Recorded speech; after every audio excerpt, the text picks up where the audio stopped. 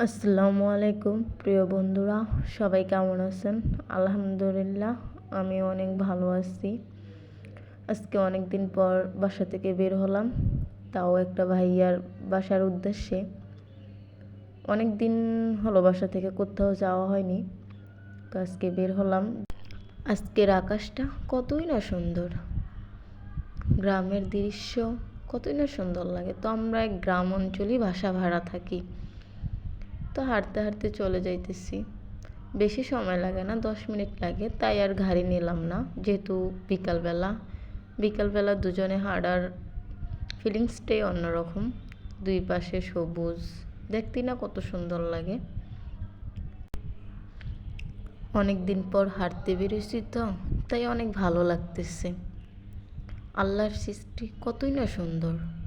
ও মা, এত সুন্দর আকাশ, নীল সাদা, আল্লাহ কি না পারে, এত সুন্দর দৃশ্য। তো চলেই আসলাম ভাইয়ার বাসায় হাঁটতে হাঁটতে, 10 মিনিট লাগছে।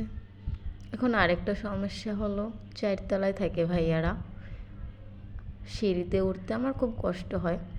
কি আর করার, যেহেতু ভাইয়া বলছে, আবার আমরা নিজের ইচ্ছায় চলে আসছি, উঠতে তো হবেই।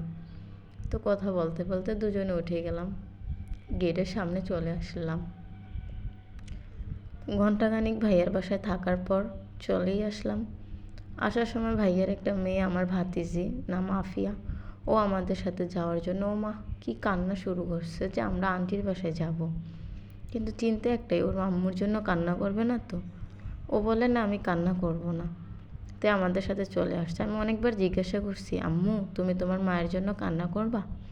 ও বলে না, আমি কান্না করব না, বলে আমি আজকে তোমার বাসায় থাকবো। বাহানা ধরছে ও কাপড় নিয়ে যাবে আমার বাসায়, তো নিলাম ওর কাপড়। কিন্তু আমার চিন্তা হচ্ছে, ও কান্না করবে না তো। ও বলে না, আমি কান্না করব না। তারপর আর কি, ওরে নিয়ে একটা রিস্কায় চললাম। আর বারবার জিজ্ঞাসা করলাম, তুমি কান্না করবে না তো? বলে না। বলে আমাকে একটা চিপস কিনে দিবা? আমি কান্না করব না। দিলাম একটা চিপস কিনে। এখন বাসায় চলে যাচ্ছি। ও মা আমার আগে দেখেও বাসায় চলে যায়। তবে আজকের ভিডিওটা এই পর্যন্ত। সবাই ভালো থাকবেন। আল্লাহ হাফেজ।